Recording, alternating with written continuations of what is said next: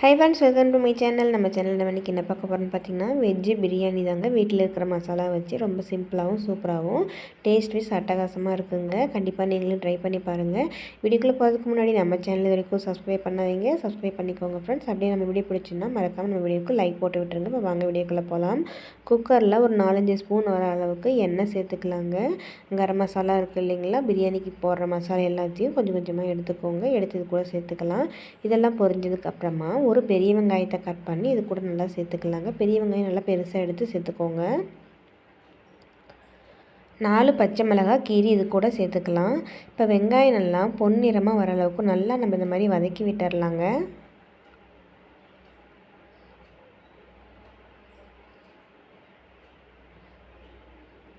இப்போ பாருங்கள், வெங்காயம்லாம் நல்லா பொன்னிறமாக வதங்கிடுச்சு. 1 ஸ்பூன் அளவுக்கு இஞ்சி பூண்டு பேஸ்ட்டு நம்ம இது கூட சேர்த்துக்கலாம்.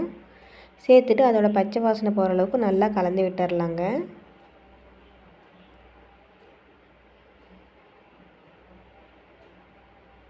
இப்போ பாருங்கள், இஞ்சி பூண்டெல்லாம் நல்லா பச்சை வாசனை போய் நல்லா நமக்கு வதங்கிடுச்சு. இப்போ இது கூட ஒரு 3 பெரிய தக்காளியை கட் பண்ணி இது கூட நம்ம சேர்த்துக்கலாம்.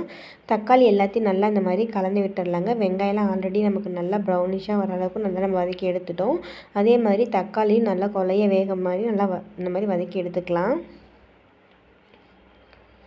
தக்காளி எல்லாம் வதக்கி எடுத்துட்டு நமக்கு தேவையான அளவுக்கு உப்பு சேர்த்து அது கூடவே நல்லா வதக்கிடலாங்க. சீக்கிரம் நமக்கு வதங்கிடும் தக்காளி. பாருங்கள், நல்லா கொலைய நல்லா தக்காளி எல்லாம் நமக்கு வதங்கிடுச்சு.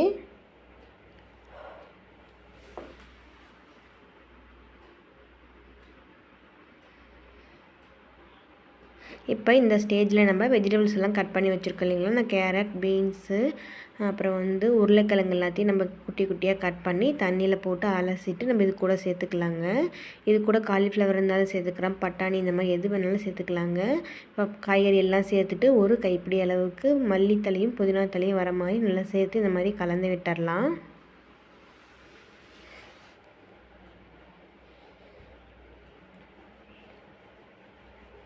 நல்லா இந்த மாதிரி கலந்து விட்டதுக்கப்புறமா இது கூட ஒரு 1/4 ஸ்பூன் அளவுக்கு மஞ்சள் தூள், 1/2 ஸ்பூன் அளவுக்கு மிளகாத்தூள், 1 ஸ்பூன் அளவுக்கு தனியாத்தூள் நம்ம சேர்த்துக்கலாங்க.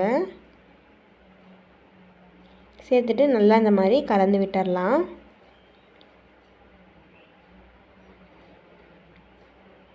ரொம்ப மசாலா சேர்த்துறாதீங்க, ரொம்ப ஒரு மாதிரி இருக்கும். கரெக்டான அளவில் இந்த அளவுக்கு நீங்கள் மசாலா சேர்த்துக்கோங்க. மசாலா சேர்த்துட்டு 1 டம்ளர் நான் அரிசி ஊற வச்சு வச்சுருக்கேங்க.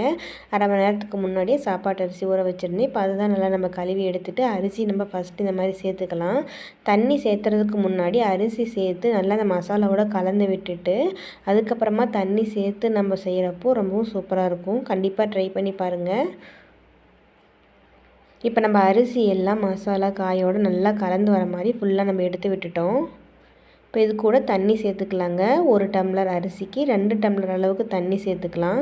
ஆல்ரெடி கொஞ்சம் தண்ணி இருக்கிறதுனால நான் 1.25 டம்ளர் அளவுக்கு மட்டும் தண்ணி சேர்த்துருக்கேன். தண்ணி எல்லாம் சேர்த்துட்டு நல்லா இந்த மாதிரி கலந்து விட்டுறலாம். இந்த ஸ்டேஜில் உப்பு காரம்லாம் கரெக்டாக இருக்கான்னு பார்த்து நீங்கள் செக் பண்ணிக்கோங்க. இப்போ பாருங்கள், தண்ணி எல்லாம் ஓரளவுக்கு நல்லா சுண்டிடுச்சு. நம்ம குக்கர் விசில் போட்டு 2 விசில் போட்டு எடுத்துகிட்டு வந்துடலாம். அவ்வளோதாங்க, 2 விசில் விட்டு நம்ம சாப்பாடு ரெடி பண்ணிட்டோம். சூப்பரான வெஜ்ஜு பிரியாணி நம்ம தயார் பண்ணிட்டோம். பாருங்கள், வீட்டில் இருக்கிற மசாலா வச்சு நம்ம சூப்பரான ஒரு வெஜ்ஜு பிரியாணி எப்படி செய்யுதுன்னு நம்ம இந்த வீடியோவில் பார்த்தோம். கண்டிப்பாக நீங்களும் உங்கள் வீட்டில் இதே மாதிரி ட்ரை பண்ணி பார்த்துட்டு எப்படி இருக்குதுன்னு எனக்கு மறக்காமல் கமெண்ட்டில் சொல்லுங்கள். ரொம்ப சிம்பிளாகவும் சூப்பராகவும் வெஜ்ஜு பிரியாணி இப்படி நீங்கள் செய்யலாங்க. ஸ்கூல் போகிற குழந்தைங்களுக்கு டக்குன்னு இந்த மாதிரி செஞ்சு கொடுத்துடலாம். இப்போ நம்ம மார்னிங்கே செய்கிறோம் அப்படின்றதுனால ஹாட் பாக்ஸில் போட்டு இந்த மாதிரி வச்சிட்டோம்னா நம்ம மதியம் சாப்பிட்றப்போ கொஞ்சம் சூடாக இருக்கும். பிரியாணி எப்பவுமே சூடாக சாப்பிட்றப்ப தான் அதோட டேஸ்ட் அட்டகாசமாக இருக்கும்.